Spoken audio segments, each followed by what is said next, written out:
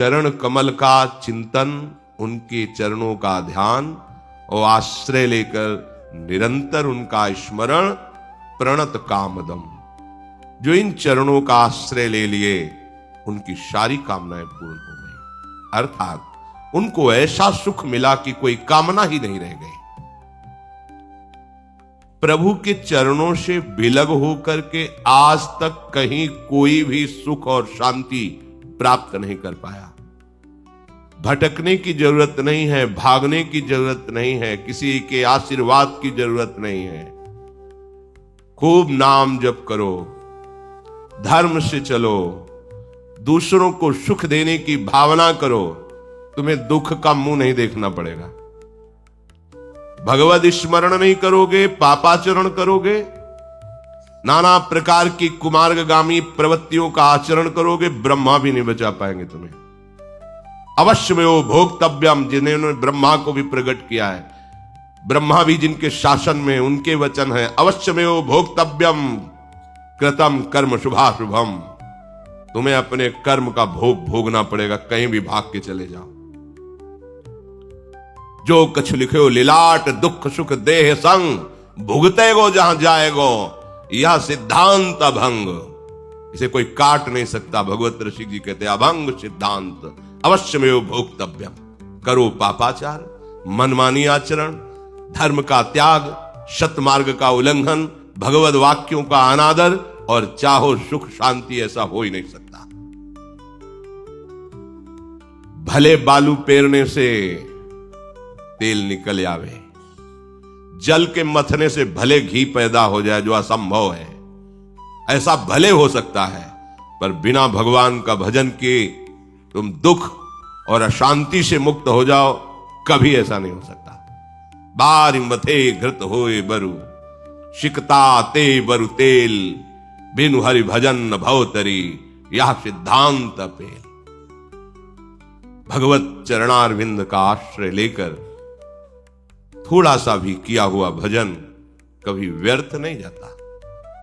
अगर इस जन्म में हमारा काम नहीं बन पाया, भगवत प्राप्ति नहीं हो पाई, तत्वबोध नहीं हो पाया, तो वो व्यर्थ नहीं जाता है। श्री भगवान कहते हैं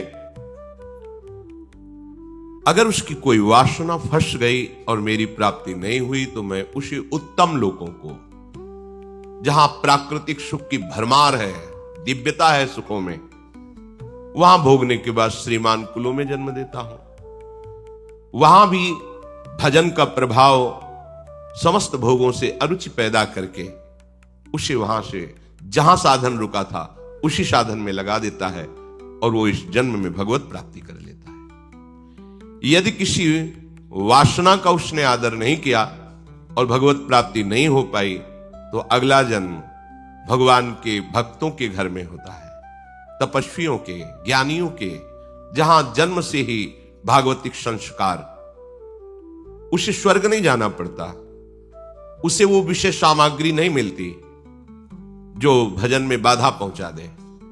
सीधे संयोग भजन का, और बहुत शीघ्र उसका जो साधन पीछे था वही प्रकाशित हो जाता है, और वो अपने मार्ग में चलते हुए प्रभु का साक्षात्कार करता है, तत्वबोध प्राप्त करता है। भजन अगर नहीं हुआ जीवन में, तो कोई भी इतना महत्वशाली नहीं है कि वो अपनी पूर्व जन्म की पढ़ाई को आगे से शुरू कर दे। डिग्री पढ़े थे, मरे, फिर ककारा पढ़ना पड़ेगा। ऐसा नहीं कि वह डिग्री से शुरू होगा कि आप हाई स्कूल पास हो गए, अब यहां से 11-12 की पढ़ाई शुरू होगी। नहीं, वही फिर का खागा। आपने 10 अरब रुपए बैंक के जमा के मर गए, तो फिर 1-1 रुपए जोड़ने पड़ेंगे अगले जन्म में, अगर मनुष्य शरीर मिला। लेकिन इसमें ऐसा नहीं। आप जितनी भूमिका पे पहुंच चुके हैं भक्ति की, भजन रूपी संपत्ति जितनी आपने कमा ली है, बिल्कुल सुरक्षित, पाई भर उसमें घाटा नहीं लगेगा। और वो दिव्य रूप प्रकाशित करके आप जहां भी जन्मेंगे, जिस योनि में भी जन्मेंगे, वहीं वो प्रकाशित होकर आपका परम मंगल कर देगी। महामहिम प्रभु श्री हरि के चरणों का आश्रय लेकर भजन करना कभी कभी अमंगल नहीं हो सकता। कभी वो दुख का चेहरा नहीं देखेगा कि दुख कहते किसे हैं, पर लगो तो। अगर भजन में नहीं लगोगे, साफ बात है कहीं भाग कर चले जाओ, तुम्हें ठौर नहीं मिलेगी, शांति नहीं मिलेगी। सुरसर तीर बिन नीर दुख पाई है, सुरतर उतरे तो ही दारिद्र सताई है। भाग कहां भाग के जाएगा, कहीं भागने की जरूरत नहीं। हरि शरणम, प्रभु की शरण में हो गए, उनका चिंतन कर रहे हैं, लीला गायन कर रहे हैं, उनकी कथा सुन रहे हैं। अब आपका कोई अमंगल नहीं कर सकता। विश्वास करो, पूर्व के पाप जो दंड देने के लिए निश्चित हो चुके हैं वो आएंगे, पर भगवत कृपा से सहने की सामर्थ्य होगी। आपको विचलित नहीं कर पाएंगे, क्योंकि आपके पास प्रभु का आश्रय है, भजन है। अगर वो चाहे तो भजन बल से उसे नष्ट कर सकता है, पर वो जान जाता है कि ऐसे महामहिम प्रभु के भजन को इस नाशवान शरीर के लिए नहीं, वो समझ जाता है। इसलिए चूको मत, प्रभु का भजन कभी व्यर्थ नहीं जाता। पूर्व में किया हुआ भजन आगे बढ़कर प्राप्त होता है। इस प्रसंग में महामहिम प्रभु के अनुराग में डूबी हुई श्री रत्नावती जी के पावन चरित्र का अपने लोग श्रवण कर रहे हैं। पूर्व में भजन था, वही भजन ऐसा संग देता है। दासी रूप से मिले, पर महाभागवत वृंदावन चंद्रजू के अनुराग में रंगी हुई। आप जब निरंतर भजन करेंगे तो भजन का एक स्वभाव है, वो आसक्त करता है धीरे धीरे। जब भजन आपको अपने में आसक्त कर लेगा तो उसका प्रभाव है, उसका प्रभाव प्रकट होता है। क्वचित द्रुदति वैकुंठ चिंतना सबल चेतना। कभी रोना आता है, पूछो क्यों रो रहे हैं, कुछ पता नहीं। जिनकी महिमा कभी कुंठित नहीं होती, उन प्रभु श्री हरि का भजन करते, चिंतन करते करते रोना आ रहा है, अश्रु प्रवाह हो रहा है। क्यों रो रहा है, कोई दुख है, कोई समस्या नहीं, ऐसे ही।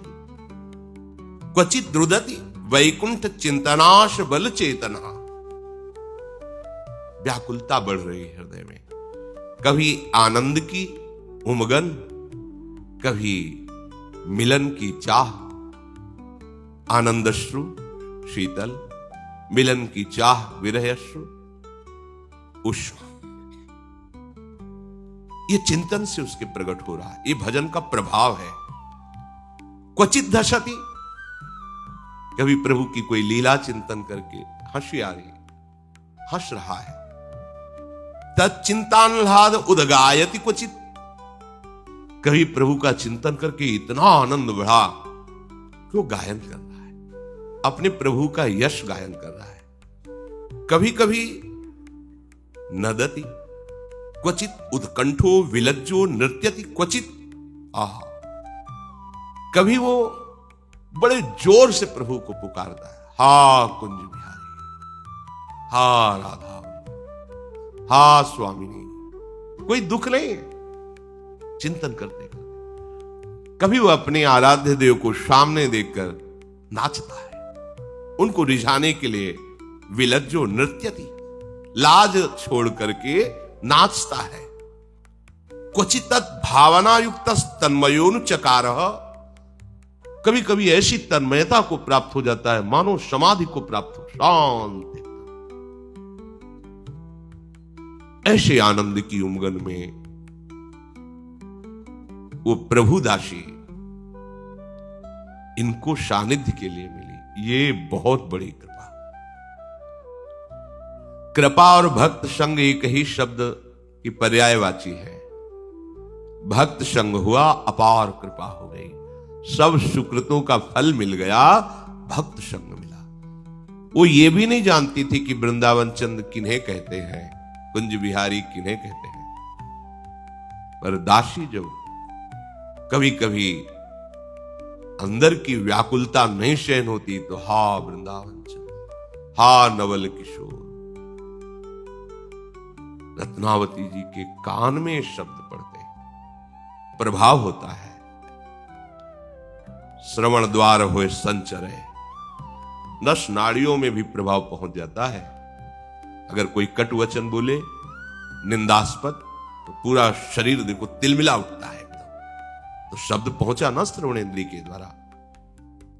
ये भगवत अनुराग में डूबी हुई भगवत कृपा पात्रे भगवत दासी जो उच्चारण करती नवल किशोर हा वृंदावन चंद्र, रानी के हृदय में एक विशेष आह्लाद होता। एक दिन पूछ लिया कि तुम रहती तो मेरे पास हो, सेवा मेरी करती हो, ये किसका तुम नाम लेती हो? क्या किसी से तुमने प्रेम कर लिया है? तो मुझे क्यों नहीं पता चला तुम मेरी दासी हो? ये कौन है कुंज बिहारी नवल किशोर? उन्होंने बताया वृंदावन के प्रेमी संतों की कृपा से वृंदावनाधीश्वर श्री लालजू महाराज, इनका नाम, इनकी रूप, इनकी लीला, इनका धाम रसिकों की कृपा से प्रिय लगने लगा। अब उसी का प्रभाव है कि जिया नहीं जा रहा। अच्छा, ये प्रभु का नाम है। रत्नावती जी अपनी शैया से उठ गई और कहा तुम चरणों के पास नहीं। ये पूर्व का भजन प्रकाशित हुआ। एक रानी पदवी में वो दासी जो चरण दाबती है, आज्ञा पालन करती है, उसके सम्मान के लिए उतर पड़ी और हाथ जोड़ा और कहा आज से तुम इस शरीर की दासता में नहीं, आज से हम तुम्हें अपनी गुरु मानती हैं। ये भजन उदय हुआ। पूर्व का भजन एकदम प्रकाशित हुआ। यहां से श्री मानु के कुल में जन्म हुआ, खूब भोग बाहुल्यता है।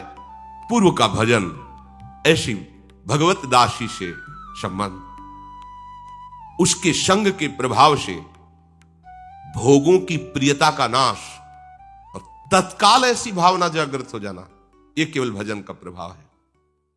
एक रानी अपनी चरण दासी के सामने हाथ जोड़कर खड़ी हो जाए और अपने शिराने आसन पे बैठाल के उसे गुरु भाव से देखे, ये केवल भगवत कृपा पात्रों में ही सामर्थ्य, दूसरों में नहीं। अहंकार का तत्काल मर्दन होना यह कोई साधारण बात नहीं है। राजमद का त्याग कर देना बहुत कठिन है।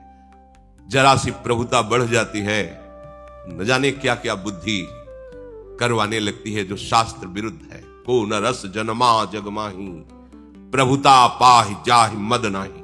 भगवान का भी अपमान करने लगता है। देखो दक्ष ने किया भगवान शिव का अपमान, प्रजापति बन गए, अहंकार हो गया। देखिए कैसा भजन का प्रभाव, तत्काल अपने आसन से नीचे उतर गई, प्रणाम मुद्रा में कहा आज से तुम दासी नहीं, हमारी गुरु हो। अब तुम यहां बैठ के हमें केवल प्रभु की चर्चा सुनाओगी। उन्होंने कहा रहने दो, इनकी बातें मत सुनो, नहीं रोग लग जाएगा, और ये रोग लगा तो तुम्हारा सारा भोग विलास नष्ट हो जाएगा। ये जो राज वैभव राज रानी बनकर आप भोग रहे सुख भोगो, इनकी बातें मत सुनो। अगर ये बातें अच्छी लगने लगी तो जीना मुश्किल हो जाता है। जो मैं ऐसा जानती, प्रीति किए दुख होए, नगर ढिंढोरा पीटती यदि प्रीति न करियो। रानी तो और विकल हो गई, कहा कृपा करके मुझे इनकी बातें सुनाओ। अब तो आर्त और अधिकारी दोनों बातें देखी, फिर क्या। बोधयन्तः परस्परम कथयन्ति च माम नित्यम तुष्यन्ति च रमन्ति च। यह श्लोक मानो साक्षात प्रकट हो गया। भगवत चर्चा करना, पूरी पूरी रात निकल जाती। रानी और दासी बैठे प्रभु की चर्चा कर रहे हैं, नाम कीर्तन कर रहे हैं। अब ऐसी व्याकुलता हुई कि मैं देखूं इनको। एक दिन हाथ जोड़कर कहा आप वो उपाय बताओ जिससे इंद्र नीलमणि श्याम सुंदर का मैं साक्षात दर्शन कर सकूं। तो उनका प्रभु सेवा से जल्दी रीझते हैं, क्योंकि सेवा में अपनापन होने लगता है, इसलिए आप प्रभु की सेवा विराजमान करो। तो इंद्र नीलमणि की, ललित त्रिभंगी लालजू की श्री विग्रह सेवा की रचना हुई। बड़े भाव से विराजमान किया और जो दासी प्रेम पगी हुई दृष्टि से देखा तो मानो साक्षात प्रभु का आवेश उसमें हो गया हो। अब तो रात दिन उत्तम उत्तम भोग लगा करके दुलार करना, रानी है, सब कुछ सुख सामग्री है, आनंद तो बहुत आ रहा था, पर हृदय की जो मांग थी वो पूरी नहीं हुई। कैसे मैं इंद्र नीलमणि प्रभु को साक्षात देखूं? फिर प्रश्न किया, सेवा भी कर रहे हूं, नाम कीर्तन भी कर रहे, पर प्रभु आ क्यों नहीं रहे? तो उनका आपको बताएं, प्रभु के लाडले संतों की यदि सेवा बन जाए तो निश्चित प्रभु का साक्षात्कार हो। जहां भगवत प्रेमी महात्मा वहीं भगवान रहते हैं। मद भक्तायत्र गायंती तत्र तिष्ठामि नारद। भगवान कहते हैं, हे नारद, मेरे भक्त जन जहां मेरा नाम कीर्तन करते हैं, गुण कीर्तन लीला कीर्तन करते हैं, वहां मैं विराजमान रहता हूं। तो यदि आप ऐसा कर पाए कि भगवत श्री विग्रह जहां विराजमान पास में संत निवास बनाए और दूर दूर सेवक लगा दें, जहां संत भगवान दिखाई दे आदर के साथ बुलाया जाए और उनको भोग पवाया जाए, उनकी सेवा की जाए। संत सेवा में ही हरि का साक्षात्कार होता है। बड़ी सुंदर पद्धति दासी ने बताई। भजबे को दो ही भले, कह हरिदास। पहले हरि सेवा विराजमान की, अब हरिदासों की सेवा। अब रानी ने प्रधान जो निजी सेवक थे दूर दूर लगा दिए, जहां कहीं वैष्णव संत जन दिखाई देते आते हैं। संत निवास में उनका प्रभु की तरह आदर होता, उनको भोग पवाना है सब। और एक चिक डाल दी थी महल की खिड़की में, बाहर से कोई अंदर है ऐसा नहीं दिखाई देता, अंदर से देख सकती थी। संत जनों को देखती, तृप्ति नहीं होती। रानी की एक मर्यादा होती, दासी बार बार समझाती, आप बाहर नहीं जाना है। एक दिन तो ब्रजमंडल के भगवत प्रेमी महात्मा की मंडली गई।